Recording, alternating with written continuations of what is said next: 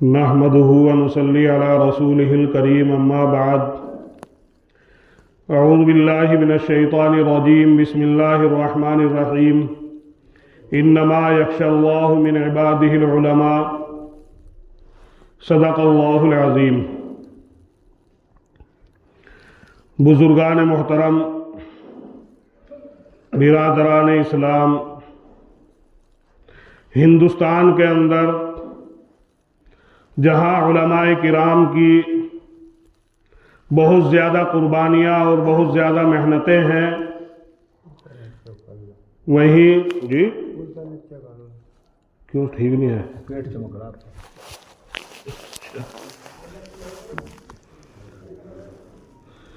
تو میرے محترم دوستوں اور بزرگوں، اس ہندوستان کے اندر 2 دن ایسے ہیں کہ جس کے اندر علماء کرام نے، مدرسے میں رہنے والوں نے اس ہندوستان کے اندر اتنی قربانیاں دی کہ آج مسلمان ان تاریخوں کو اور ان قربانیوں کو بھولے ہوئے ہیں۔ اور جب کوئی قوم اپنی قربانیوں کو، اپنی تاریخ کو بھول جاتی ہے تو پھر وہ قوم کبھی ترقی نہیں پا سکتی۔ اسی طریقے سے جب کوئی قوم اپنے رہبروں کو، اپنے علماء کرام کو نشانہ بناتی ہے یا ان کے اوپر اعتراضات کرتی ہے تو وہ قوم بھی کبھی ترقی نہیں پا سکتی، کیونکہ اللہ رب العزت نے قرآن کریم کے اندر ارشاد فرمایا، انما یخشی اللہ من عبادہ العلماء ان اللہ عزیز غفور،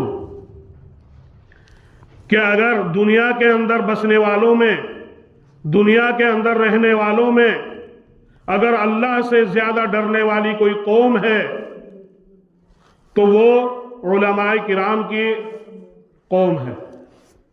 یعنی علماء کرام یہ خود بھی اللہ رب العزت کے سامنے اس قوم کے لیے، کہ جو قوم اپنا راستہ چھوڑ دیتی ہے، خود بھی محنتیں کرتے ہیں اور دوسروں کو بھی محنتوں کی طرف لگاتے ہیں۔ میرے محترم دوستوں اور بزرگوں، سن 1600 کے اندر اس ہندوستان کے اندر اس قوم نے اپنی عیاری اور مکاری کی وجہ سے، اپنی چال بازیوں کی وجہ سے، کہ جو اسلام کی ترقی کو اور مدارس کی ترقی کو بہت ہی زیادہ اپنی آنکھوں کا کانٹا سمجھنے والی تھی، اس ہندوستان کے اندر انہوں نے قدم رکھا سن 1600 ہجری عیسوی کے اندر۔ اب 2024 چل رہا ہے،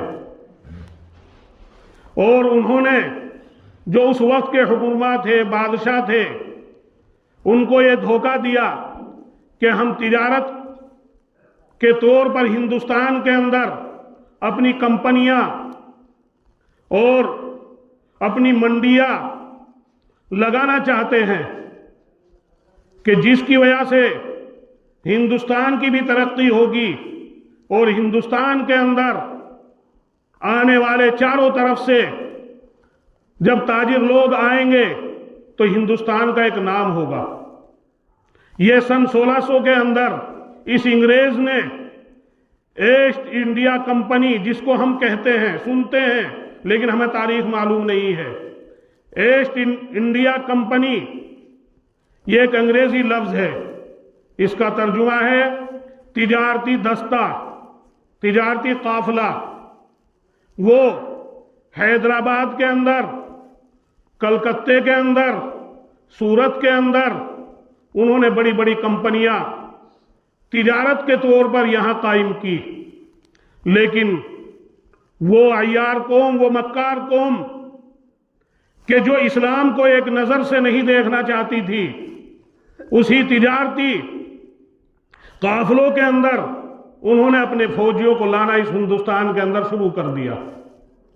سب سے پہلے جو ان کے اس ارادے کو بھانپنے والی اور سمجھنے والی شخصیت تھی، وہ मौलाना अब्दुल अजीज शाह अब्दुल अजीज मुहद्दिस देहलवी, जो शाह वलीउल्लाह साहब के साहिबजादे हैं, उन्होंने सबसे पहले इस बात को भांपा और समझा कि ये कौम, इस कौम का मकसद, इस कौम का इरादा हिंदुस्तान को तरक्की देने का नहीं है। इस कौम का इरादा हिंदुस्तान को गुलाम बनाने का है। इस कौम का इरादा हमारे मदारिस को, हमारे उलमाए किराम को खत्म करने का है। चुनाचे सबसे पहला फतवा शाह अब्दुल अजीज मुहद्दिस देहलवी ने इन अंग्रेजों के खिलाफ दिया। ये तारीख मुसलमानों को याद रखने की है, हमको कोई याद नहीं है।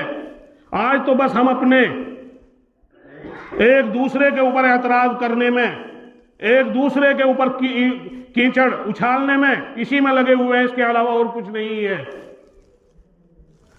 तो सबसे पहला फतवा शाह अब्दुल अजीज मुहद्दिस देहलवी ने इस अंग्रेज के खिलाफ दिया और ये कहा कि अंग्रेज की फौज में शामिल होना हराम, अंग्रेज की फौज में हिस्सा लेना हराम, उसकी चीजों को इस्तेमाल करना हराम। आज हम सुनते हैं, जगह जगह सुनने में आ रहा है कि कहीं बिल्डोजर चल रहे हैं, कहीं कुछ हो रहा है। यह आज से ही नहीं है, बल्कि इस्लाम की लड़ाई और बातिल की लड़ाई पहले से ही चलती हुई आ रही है। उनके इस फतवा देने की बिना पर फौरन दिल्ली के अंदर 1000 मदरसे थे उस वक्त, और सबसे पहले उन्होंने उन 1000 मदरसों को खत्म किया कि अगर अंग्रेज समझता था कि अगर कोई बेदार कौम है और कोई अपने नफे नुकसान को समझने वाली कौम है तो वो उलमाए किराम की है। अगर ये उलमाए किराम यहां बाकी रहे, ये मदारिस कायम रहे, तो हम इनके ऊपर कब्जा नहीं कर सकते, इनके ऊपर अपनी बादशाह और हुकूमत कायम नहीं कर सकते। चुनाचे मेरे मोहतरम दोस्तों और बुजुर्गों, इन मदरसे में रहने वालों ने उस वक्त उनका मुकाबला किया। अगर वो मुकाबला न करते तो ये हिंदुस्तान कभी आजाद नहीं हो सकता था, ये हिंदुस्तान गुलाम ही रहता और इस हिंदुस्तान के अंदर हमको आजादी मिलने वाली नहीं थी। जिस वक्त उन्होंने ये फतवा दिया उस वक्त हमारे ये दूसरे भाई गैर मुस्लिम उसमें शरीक नहीं थे। हमें अपनी तारीख याद नहीं है। अगर तारीख याद हो तो हम जवाब भी दे सकते हैं, लेकिन तारीख याद नहीं है। आज ये 15 अगस्त 26 जनवरी जो मनाई जा रही है, इसमें सिवाय एक आध नाम के मुसलमानों के और किसी का नाम नहीं आता, जबकि आजादी दिलाने में और ये 26 जनवरी में जो कानून बने जमहूरियत के कि हर एक इंसान को एक अपना हक दिया जाएगा, अपने मजहब के एतबार से वो कुछ भी अपनी इबादत कर सकता है, अपने मदरसे बना सकता है, कुछ भी कर सकता है, उसको आजादी है। ये वैसे ही नहीं मिली। ये जो 26 जनवरी है इसमें ये कानून बनाए गए किसकी वजह से? उलमाए किराम की वजह से। मौलाना हिफ्जुर रहमान सहवारी जो उस वक्त जमीयत उलमाए हिंद के सदर थे, वो बार बार इस बात को कहते रहे कि ये मुल्क जो है वो सेकुलर बनेगा, ये मुल्क जो है वो जमहूरियत के तरीके पर चलेगा, ये हिंदू राष्ट्रीय नहीं बनेगा। और इस बात को महात्मा गांधी ने भी माना। इसी बिना पर महात्मा गांधी को कत्ल किया गया। ये नहीं कि वो उस बात को समझते थे वो लोग कि हाँ हिंदुस्तान के अंदर इन उलमा ने और इन मुसलमानों ने क्या क्या कुर्बानियां दी, लेकिन हम लोगों को अपनी कुर्बानी का पता नहीं है। तो मेरे मोहतरम दोस्तों और बुजुर्गों, सबसे पहला फतवा शाह अब्दुल अजीज मुहद्दिस देहलवी ने दिया। उसके बाद में फिर बंगाल के अंदर पिलासी के अंदर एक जंग हुई और सिराजुद्दौला वहां का एक बहुत बड़ा बादशाह था, वो उनके मुकाबले के ऊपर आया, लेकिन अपनों ही की गद्दारी की वजह से। यह भी याद रखिए कि इस्लाम को जितना नुकसान अंदर से पहुंचा है बाहर से इतना नुकसान नहीं पहुंच चुका। यह तो आपके समझने की बात है कि जो बाहर का दुश्मन है उससे आप अपने को बचा सकते हैं, اور جو اندر کا دشمن ہے اس سے بچنا بہت مشکل ہے۔ تو سراج الدولہ اس نے انگریزوں کا مقابلہ کیا، لیکن انہی کے جو وزیر تھے انہیں انگریز نے لالچ دیا کہ بڑی بڑی جاگیریں تمہیں دی جائیں گی، بڑی بڑے جاگیر تمہارے نام کی جائیں گی اور تم ان کے خلاف بغاوت کر دو۔ انہوں نے بغاوت کی، چنانچہ سراج الدولہ شہید ہو گئے۔ اس کے بعد میں سلطان ٹیپو 1799 کے اندر، کیونکہ وہ بھی آج سلطان ٹیپو کی جو تصویر ہم کو دکھائی جاتی ہے وہ رد و بدل کر کے دکھائی جا رہی ہے، جبکہ مولانا حسین احمد مدنی نے یہ لکھا ہے کہ سلطان ٹیپو جس دور کے اندر تھا اس سے بڑا عالم اور اس سے بڑا تقوی والا اور پرہیزگار کوئی نہیں تھا، یعنی تہجد بھی اس شخص کی نہیں چھوٹتی تھی۔ لیکن آج چہرے کے اوپر داڑھی بھی نظر نہیں آ رہی ہے۔ تو جو شخص اتنا ہو کہ عالم بھی اس کے بارے میں گواہی دیں تو کیا وہ اپنے چہرے پر داڑھی نہیں رکھے گا؟ ضرور رکھے گا۔ میرے محترم دوستوں اور بزرگوں، 1799 کے اندر سلطان ٹیپو سے مقابلہ ہوا انگریز کا۔ فتویٰ کس کا دیا ہوا تھا؟ شاہ عبدالعزیز محدث دہلوی کا۔ اگر وہ فتویٰ نہ دیتے تو مسلمانوں کے اندر یہ جذبہ جہاد یا انگریز کے خلاف کھڑا ہونا، ان سے مقابلہ کرنا، یہ ان کے اندر پیدا نہ ہوتا۔ 1799 کے اندر میر صادق جو اس کا ایک خاص وزیر تھا، اس نے غداری کی، اپنوں نے یہ غداری کی، اور غداری کرنے کے بعد میں وہ انگریز فوج سے ملے اور چنانچہ سلطان ٹیپو کو شہید کر دیا گیا 1799 کے اندر۔ اور اس وقت انگریز نے کیا کہا تھا؟ اس وقت انگریز نے یہ کہا تھا کہ آج سے ہندوستان ہمارا ہو گیا ہے۔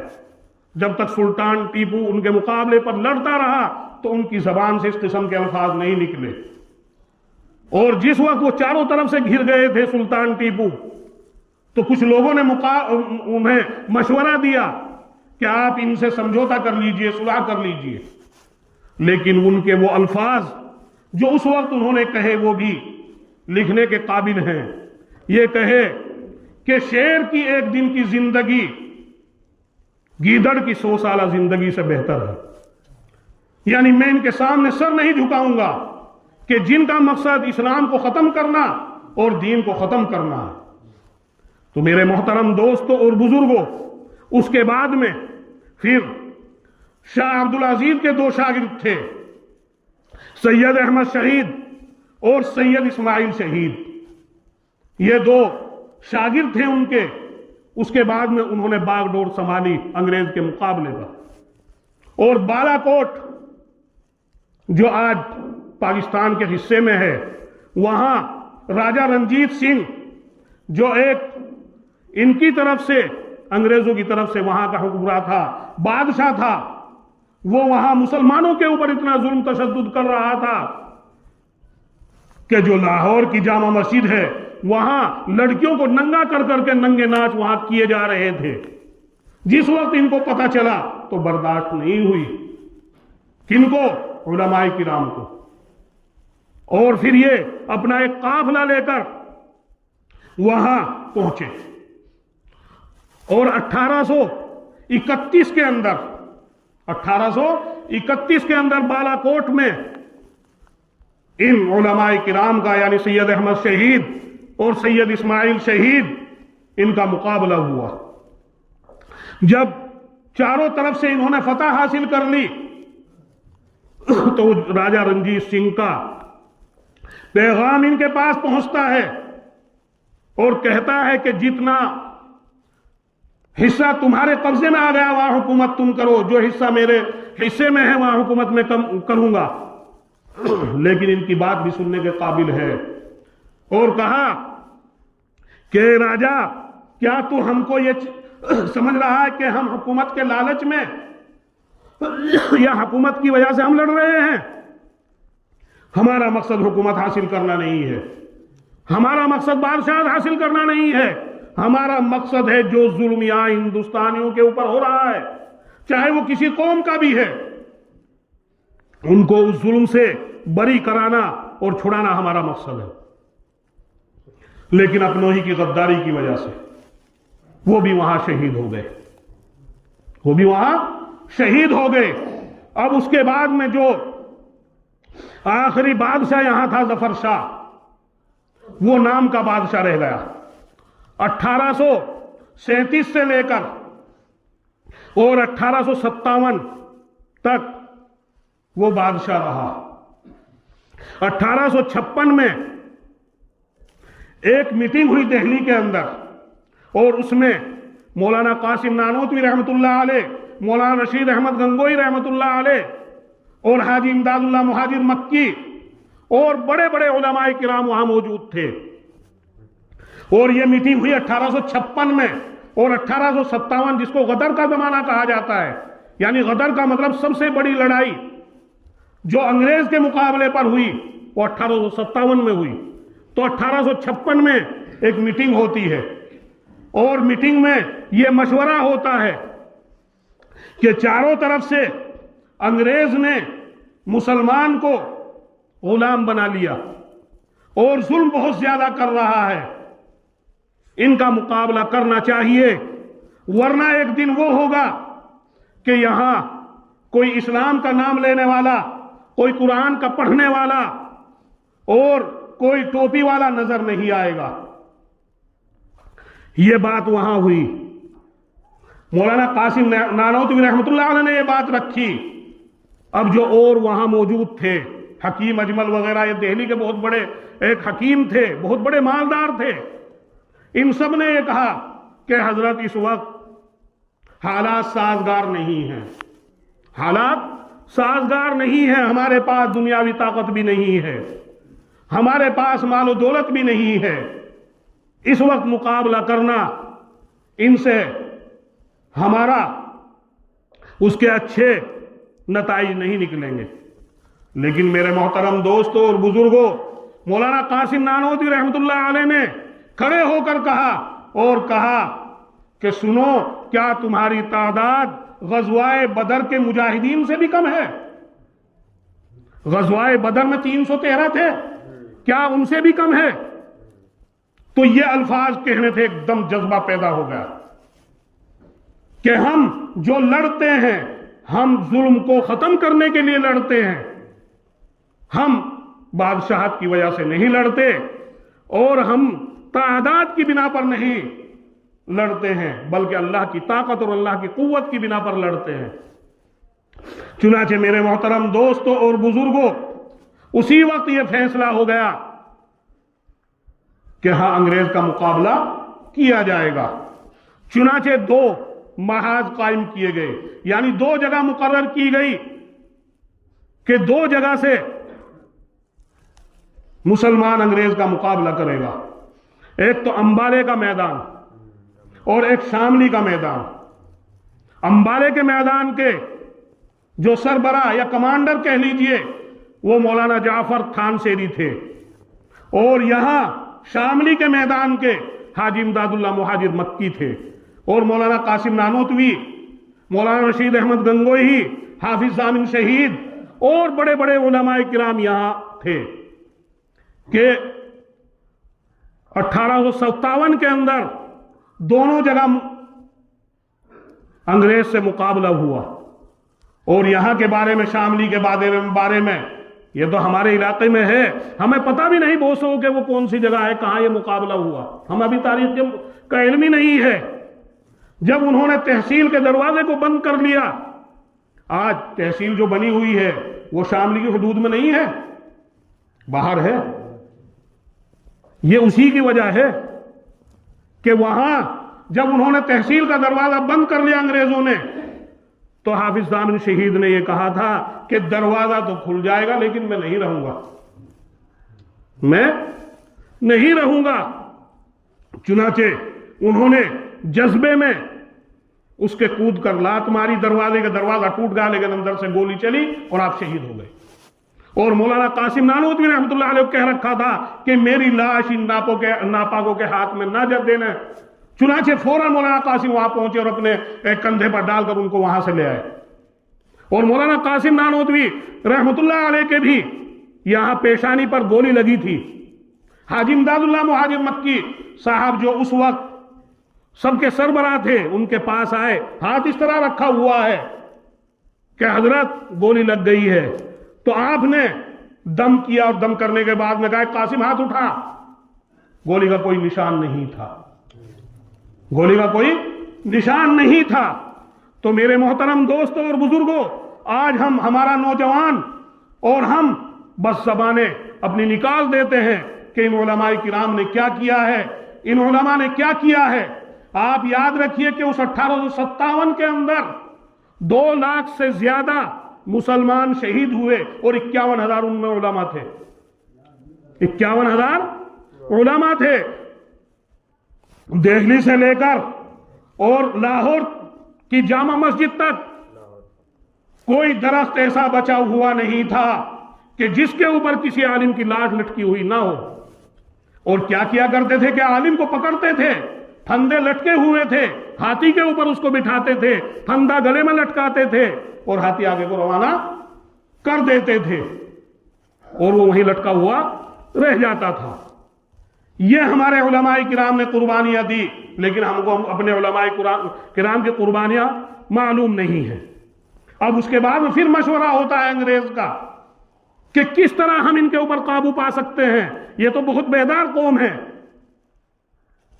چنانچہ 1857 کے بعد 1861 سے لے کر 1867 تک، یعنی 3 سال میں تقریباً 3 لاکھ سے زیادہ قرآن کریم کو انہوں نے جلایا اور انہوں نے برباد کیا، اور علماء کرام کو جگہ جگہ پکڑتے تھے اور خنزیروں کی کھالوں میں بھر کے ان کے اوپر توپ کے گولے داغے جاتے تھے اور کڑھائی چڑھا کر تیل پکا کر ان میں علماء کرام کو ڈالتے تھے کہ یا تو اپنے فتوے سے باز آ جاؤ، اپنے فتوے سے رجوع کر لو، ورنہ تمہارا یہ حال ہوگا۔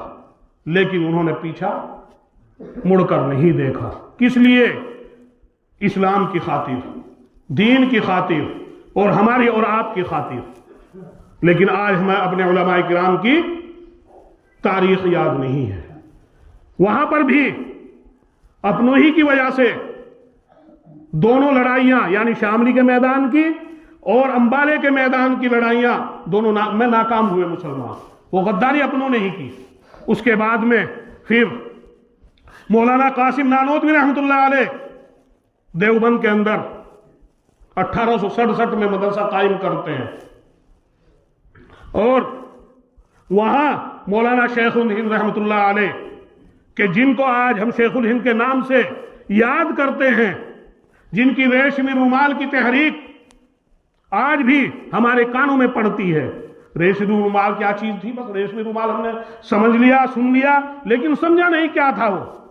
یعنی ریشمی رومال جو آپ نے تیار کیا تھا، وہ آپ یہ چاہتے تھے کہ اس وقت سب سے بڑی حکومت مسلمانوں کی ترکی میں تھی، افغانستان کی قوم جو تھی اس وقت بیدار تھی، عرب کی قوم بیدار تھی، تو آپ نے اس رومال کی شکل میں، پھول بوٹوں کی شکل میں ہندوستان کے آنے کے اندر راستے بنائے گئے تھے، پھولوں کی شکل میں، کہ کس طرح سے ترکی سے افغانستان پہنچا جائے گا اور افغانستان سے پھر ہندوستان کے اندر کس طرح پہنچا جائے گا، یہ راستے بنائے گئے تھے تاکہ ان کی ایک طاقت ہم کو ملے اور پھر اس انگریز کا ہم مقابلہ کریں۔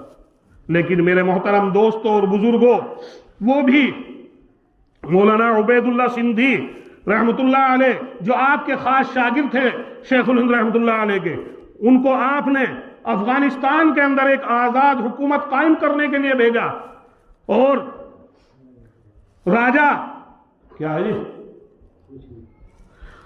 تو ان کے جو اس وقت کے صدر جو بنائے گئے وہ راجہ مہندر سنگھ تھے۔ یہ نہیں تھے کہ دوسروں کو لے کر آپ نہیں چلے، لیکن وہ ریشمی رومال کی تحریک بھی اپنوں ہی کی غداری کی وجہ سے ناکام ہوئی۔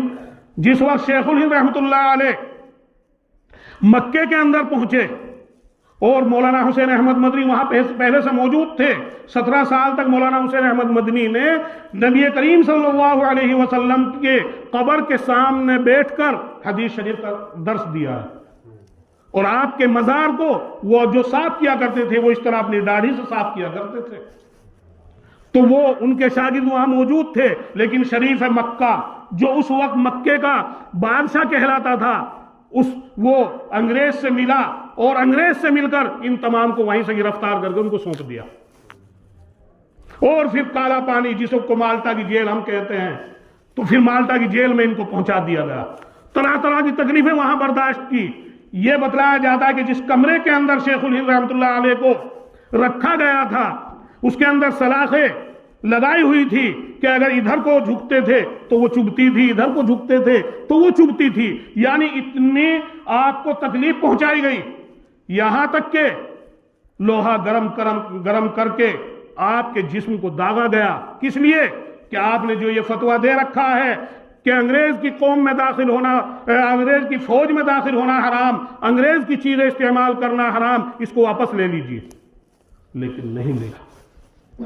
اور 1920 میں جس وقت آپ کا انتقال ہوا حکیم اجمل کے مکان پر دہلی کے اندر, جب وہاں سے آپ کا جنازہ دیوبند کے اندر لایا گیا اور اس وقت آپ کو غسل دے رہے تھے تو بدن کے اوپر سوائے ہڈیوں کے اور کچھ نہیں تھا. شیخ الہند رحمۃ اللہ علیہ کے مولانا حسین احمد مدنی سے معلوم کیا ہوتے وہ وہاں صاحب تھے کہ یہ کیا بات ہے, تو آپ کی آنکھوں سے ایک دم آنسو نکلے اور کہا یہ میرے استاد کا ایک راز تھا لیکن آج میں راز وہ بتلاتا ہوں. راز یہ تھا کہ انہوں نے مجھے منع کر رکھی تھی کہ یہ میری بات نہ کھولنا, لیکن اب جب آپ بتلا رہے ہیں, وہ پوچھ رہے ہیں تو مجھ کو بتلانا پڑ رہا ہے کہ انگریز لوہے کو گرم کرتا تھا اور ان کے بدن کو داغتا تھا اور کہتا تھا کہ محمود اپنا فتویٰ واپس لے لے ورنہ تیرا حال یہی ہوگا. لیکن یہ کہتے تھے کہ محمود ختم تو ہو سکتا ہے لیکن فتویٰ واپس نہیں لے گا.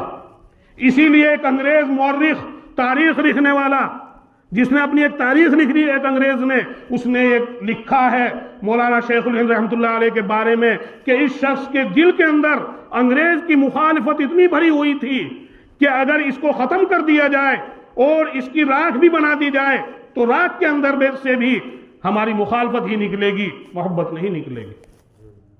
تو میرے محترم دوستوں اور بزرگوں, آج ہم اپنے علماء کرام کی, اپنے بڑوں کی تاریخ بھولے ہوئے ہیں. یہ آج جو ہم کو آزادی نظر آ رہی ہے اور یہ آج جو حالات ہمارے اوپر نظر آ رہے ہیں, یہ تو اللہ نے خود فرما دیا نبی کریم صلی اللہ علیہ وسلم کی زبانی, اعمالکم اعمالکم, کہ جیسا تمہارا عمل ہوگا ایسے تمہارے سروں کے اوپر حاکم مسلط کر دیے جائیں گے. آج ہماری مسجدیں دیکھ لیجئے خالی پڑی ہوئی ہیں. آج کوئی بھی نیک کام میں آپ بڑھنے کی کوشش کیجئے, وہاں نیک کام میں ساتھ دینے کے لیے ہم تیار نہیں, تو پھر کس طرح ہم کو کامیابی مل سکتی ہے. تو میرے محترم دوستوں اور بزرگوں, یہ آج جو 26 جنوری کا دن ہے یہ ہمارے علماء کرام کی دین ہے. کبھی آپ یہ سمجھتے ہو کہ لوگ منا رہے ہیں جہاں انہوں نے پھر, ہاں ایک بات اور بتاتا چلوں آپ کو کہ یہ کانگریس کا جو وجود آیا وہ 1885 میں ہوا. کتنے میں؟ 1885 میں. اور اس سے پہلے 1600 سے لے کر 1885 تک تنہا مسلمان نے انگریزوں کا مقابلہ کیا. یہ آج جو برادران وطن ہیں یہ اس میں شریک نہیں تھے. 1885 کے بعد پھر یہ شریک ہوئے اور مہاتما گاندھی کو مہاتما کا لقب دینے والے جو ہیں وہ علماء اپنے خرچے سے ان کے ہندوستان کے سفر کرایا کرتے تھے. کوئی نہیں جانتا تھا. لیکن آج مسلمان اپنی تاریخ کو بھول گیا, جاتا ہے 26 جنوریوں میں, جاتا ہے 15 اگست میں, لیکن وہاں سوائے ایک آدھ مسلمان کے نام کے کوئی اور نام ان کو نظر نہیں آتا, جس سے سمجھتے ہیں کہ بس انہی لوگوں کی قربانیاں ہیں, ہماروں کی کوئی قربانی نہیں ہے. اس کے بعد میں مولانا حسین احمد مدنی جو اس وقت مولانا محمود مدنی کے دادا ہیں, انہوں نے بھی اس ہندوستان کے اندر اتنا آزادی کے لیے اور اتنا ان مسلمانوں کے لیے جد و جہد کی ہے کہ کسی نے نہیں کی. اسی دور کے اندر कराची के अंदर एक जलसा होता है और कराची के अंदर जलसे में ये तय पाया जाता है, अंग्रेज की तरफ से चारों तरफ से तोप खाने लगा दिए जाते हैं, तोप लगा दी जाती है कि इस कॉन्फ्रेंस के अंदर हुसैन अहमद मदनी नहीं आ सकता। उनको पता चल गया, आप अटैची साथ रखते थे, उसी के अंदर अपना कफन रखते थे और साथ लेकर उसको चलते थे।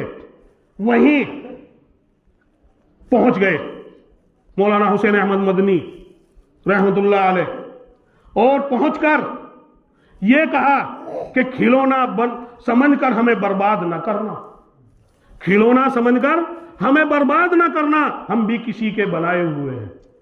और स्टेज पर पहुंच गए और अंग्रेज ने कहा, अंग्रेज जो जज वहां था, कि हुसैन अहमद क्या तुमने ये फतवा दिया है कि अंग्रेज की फौज में शामिल होना हराम, अंग्रेज की चीजें इस्तेमाल करना हराम? तो उस वक्त देखे तोप चारों तरफ से लगी हुई है।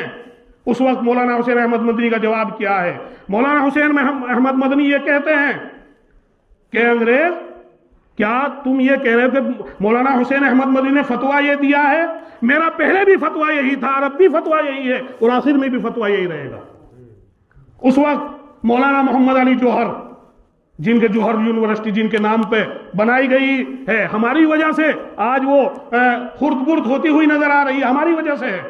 मौलाना मोहम्मद अली जौहर भी उनके पास मौजूद थे, उन्होंने आपके पैर पर हाथ लगाया और कहा कि हजरत चारों तरफ तोप खाने लगे हुए हैं, कभी आपको कोई नुकसान ना पहुंच जाए। तो आपने फौरन अटैची खोली और अटैची खोलकर अपना जो कफन साथ था वो लहराया और कहा कि हुसैन अहमद जब अपने यहां से चलता है अपना कफन साथ लेकर चलता है। और मोहम्मद अली जौहर, मौलाना मोहम्मद अली जौहर को यह कहा कि आप जो ये कह रहे हैं कि अपना आप फतवा बदल दीजिए, अपनी बात बदल दीजिए, तो ये कहा कि मोहम्मद अगर आज हमने अपनी बात बदल दी तो इस्लाम बदल जाएगा। तो मेरे मोहतरम दोस्तों और बुजुर्गों, हमें सोचना चाहिए, समझना चाहिए, लेकिन आज बस ना हमारे नौजवानों को पता है और ना हमारे बड़ों को पता है कि हमारे उलमाए किराम ने, इन मदरसे में रहने वालों ने कितनी बड़ी बड़ी कुर्बानियां दी। अगर मदरसे ना होते, उलमाए किराम यहां ना होते, तो आज ये टोपी, ये दाढ़ी, ये हमें अपने चेहरों के ऊपर नजर ना आती। तो उलमाए किराम की कुर्बानी ये हमें याद रखनी जरूरी है। और ये भी, जो कौम अपनी तारीख को भूल जाती है तो फिर वो कौम कभी तरक्की नहीं पा सकती है। तो आज हमारी अगर तरक्की है या हमें तरक्की मिल सकती है तो इन्हीं मुसल्लों के ऊपर बैठकर और इन्हीं मस्जिदों को आबाद करके और इन्हीं मदरसों को आबाद करके और इन्हीं उलमाए किराम का इज्जत और एहतराम करके मिल सकती है, इसके बगैर मिलने वाली नहीं है। तो अल्लाह रब्बुल इज्जत से दुआ है कि अल्लाह ताला हम सभी को कहने सुनने से ज्यादा अमल करने की तौफीक अता फरमाए, अपनी मस्जिदों को आबाद करने की तौफीक अता फरमाए, अपने उलमाए किराम का मकाम समझकर उनका इज्जत और एहतराम करने की तौफीक अता फरमाए। व आखिरु दावाना अनिल हम्दुलिल्लाहि।